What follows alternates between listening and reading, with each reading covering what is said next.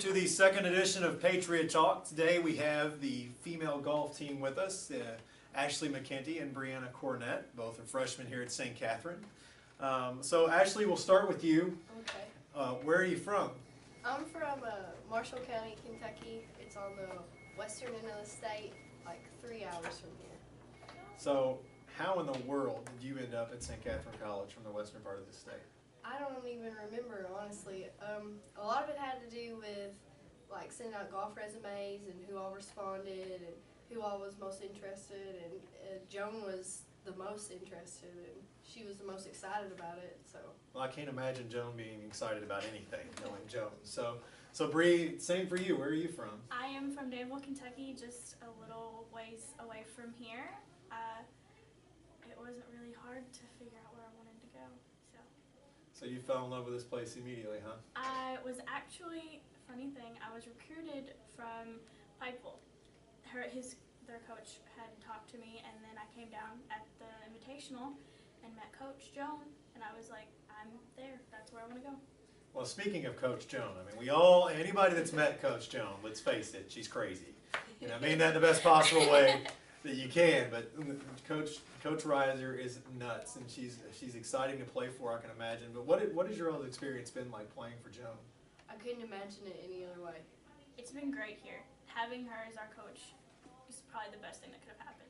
And I know you guys are well aware of Joan's accomplishments within the state and the amateur world. I mean, she's extremely successful. So how does it? I know another big deal in this conference is she's the only female coach in the conference. So you guys are fortunate, your female golfers being able to play for a female coach.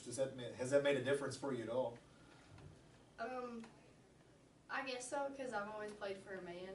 Because in high school we had both of our coaches were boys, well, men. So it's different coming here and playing for a woman because I don't know, she understands it more, like from a girl's perspective. So. Well, I know I'm a terrible golfer, but Joan has done a lot for me, and even what I've done. So I can't imagine what she's done for you guys that have any kind of experience. So you talked about high school. What in the world is it like to transfer, the transition from that high school world to transition to college golf? It's really weird because you come through and we had, in high school we had set practices and it wasn't exactly like we were all together. But here, when we go to practice, we're just a big bunch of people and we all get along, and it's like a second family here. Well, I will say this team compared to the rest of the teams I've been around here, you guys have a lot of fun together, and that makes a huge difference. Yeah. And I know Coach Joan has kept around Nick Patterson. I know having him around has got to help. He's your all's age, so that's got to make a little bit of a difference. But Nick's done a great job from what we've seen. But he was my lifesaver like once or twice. Yeah, he's a voice of reason when we can't find Coach. Yeah. In the Campbellsville tournament, he followed me for like 6 holes because I was like on the verge of emotional breakdown. So he was there. And if you all would have known Nick when he got here, I mean, to see where he's come from is absolutely amazing. I know, Nick's made a big difference and made a huge growing up process, as we all will, and when we go through college. But so anyway, what is your best experience thus far playing here at St. Catherine? That one's kind of hard. I don't even know. I know, it's hard. Everything here has just been great, so it's hard to pick my favorite moment. I don't know. I guess my favorite moment would be like team dinner. Oh. Team dinner's probably my favorite. We get a little rowdy sometimes, but it's all just fun. It's release from all of the stress that goes on especially campus. Like when you're gone and at a tournament, and then right. you're tired and you're beat and you just want to go to bed, but she's like, okay, we're going to dinner and you're going to be happy about it. So. That's Joan. And just so you guys know as well, that when these guys have their team dinner at Maywood, the servers usually come out while we're putting stats in. Is that your golf team back there? Because they're crazy. Well, that's how we like it. You guys are having fun, and that's what we want to see. And you just played 18 holes of golf, which can be a workout in itself. It's an endurance test. 6-7 hours has been one of our longest tournaments with fog at Wasiato, and it's just been insane. We've had some long days. Now, in the spring, you guys are going to play the same amount as the men. In the past, the men have played the 3 rounds of 18. The women have played 2 rounds of 18. Well, the women are going to play 3 rounds of 18 this year. So you guys are matching up the endurance test with the men. We can handle it. We'll be exhausted. Yeah. I'll probably be ready. We expect you to be Yeah. exhausted. Probably be ready to crawl on my bed and never leave for a week. So. But, you know, with the conference tournament, you guys are getting the opportunity to play at your home course. And I know I say that our home course is Maywood and Bardstown. Of course, we do practice out here at Lincoln Homestead as well. But what does that mean to you to be able to play at your home course for the conference tournament? You would think it's a big advantage, but in reality, it's not. No, because then it just puts so much more pressure on us as to, oh, you should know the course. We should be doing a lot better than how we have the opportunity to do. And it's just... And tournament pin placement and like what you play like just regular is 2 totally different things at Maywood. Well, I know Chris at Maywood, the owner, Chris Osborne, makes it extremely difficult on tournament day. In fact, one of the It things is we so always tough. hear about is the pin placement and people complaining about how hard it is. But that's the way it's supposed to be. It's an equalizer. But, you know, talking of Maywood, their course rating is a 72.3. And for those of you who don't know what course ratings are, that means that an average scratch player off the street would come in and score 72.3. And that's the average score there at Maywood. That's a pretty darn difficult course, considering that most of the public courses are in the high 60s. Yeah. So Maywood is not a piece of cake to play at. No. Especially Not at all. like walking it, because you don't you don't realize it at first, but when you're all the way back and you gotta walk all of this, and you gotta walk all the way from 15 to 16 and up 13's hill and up 17's hill. And It's a So- workout. You don't think, because most people are in a cart. We walk, it's like 3 miles in 7 hours. Well, you guys walk it, but Katie, who's out the window making fun of us, of course, she gets to ride around in the Cadillac. And Surprisingly, she didn't this year. She walked the 2-3 tournaments that she was in, so she did really well. And so that is a college rule. Our golfers do have to walk.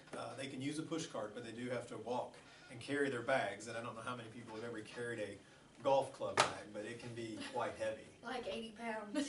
Yeah. It's like carrying another human.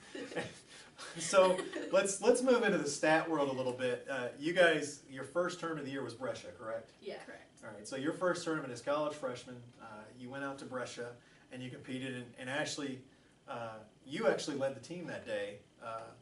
On the first day and the second day, Joan said you were the team leader with 99 and 93. Of course, your scores were reflected better with the 93 and 92, but Joan was very adamant that you led the team that day. So, you know, I was talking to you guys before we did this. At Brescia, at Campbellsville, and Georgetown, and especially at Georgetown, you all have identical scores. It's kind of ridiculous. You look at Georgetown, especially when we went with the Cherry Blossom.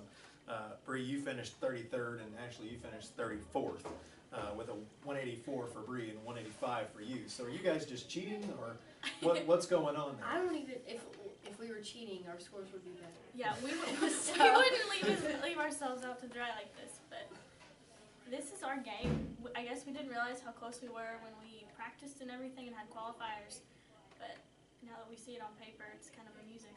It'll be interesting in the spring though, because like your first season, it's like nerves get to Yeah. be bad. Right. So And so yeah, we've got the spring coming up. You've got that experience now. You know, how does it help you carry over into the spring? I hope so. I think it should, Got my because fingers crossed. we're a bit more relaxed with everything now, so it should help. Yeah. Well, and Bree, a little bit about you here. We're going to brag on you a little bit. You know, at Georgetown, at Cherry Blossom, the average score for the 2-day total was an 86.21, and you actually were underneath that average with an 85. So, you know, that's a pretty big accomplishment for you, and I know it's a big deal for our golf team to be under that average.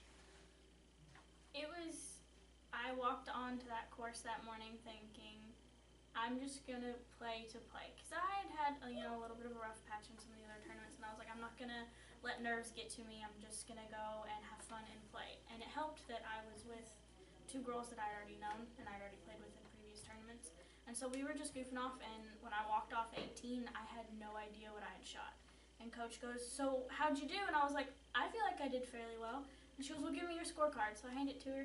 And she adds it up, and she, being Joan, starts hooting and hollering, and I'm like, what? And she goes, you have an 85. And I was like, what? Okay. So. Well, and the other thing, and actually I said cherry blossom, it was actually at St. Catherine's course, you had an 87, the average score was an 88. That's what it was. So I got that a little backwards for you. But, the other thing to consider with that is that you, Bree, did not have a score over 93 all season, over 99 all season. 99 was your highest score all season. And that was in your very first tournament, your very first round. Your highest score of the season was 99. The rest of them were at 93 or lower. Yes. And so for a freshman golfer right out of the gate, that's got to feel good. I was real nervous. My tournament scores over the summer, because I played in a tour that I did. I had been doing fairly well, and I was a little bit nervous coming in, but being here with the team and having Ashley as my roommate as well, everything just seems to come easier and a lot better now. Well, so hold on, you guys are roommates too? Yeah. We spend all of our time together. Well, obviously you spend all your time together, you're cheating. And, we planned that out before we leave. We're Yeah. like, okay, today we're gonna do this. Yeah, So- and as we leave the hotel, we're like, okay, so how did we do yesterday? Okay, let's we're gonna do this today. So it just works. And Ashley, you only had the one tournament where you were at 100. After Brescia, all your scores are underneath 100. And your highest score after that was at Maywood. We just talked about how difficult that course is. So Oh yeah. coming out of the gate as a freshman, you guys have really started to figure this out, it seems like. And I know you've got some good teammates. Our next episode will be with Matt Bloom, the men's player on our golf team. So you guys want to... Bloomers. All right. Well, Matt, when you watch this, you can remember that your name is Bloomers, and I'll definitely ask him about that. So I'll let him give me that explanation. I don't even want to know. But so any other funny stories you want to share with us? Anything sticks out in your mind? Anybody have a goofy name we want to talk about besides Bloomers? We'll save that for the Matt Bloom experience. I don't know. I got 7 nicknames. It can range from Hollywood to Ashley or Katie. Most of the time it's Katie though. We all get called Katie. It just works. It happens. It's Katie. What? We'll all Yeah. answer to it. And how did that happen? She's She- losing it. The blonde with Katie and Ashley, I guess, just kind of mixed, and then somehow I ended up getting called Katie. So we all just kind of turn to everybody's name. Well, if it makes you feel any better, I've been working with Joan for almost 4 years now, and she calls me Jason. So she still hasn't figured my name out either, so don't feel too bad. At least she's got Katie. She's on your team. That's a start. Start. And for you, she has the same hair color. So there you go. It's at Close. least a start. Close enough, yeah. Well, guys, I appreciate you coming in. Thanks for your time. We wish you luck coming in the spring, and you've had a great fall, so have a good second semester. Finish strong in these finals. Thank you. All right.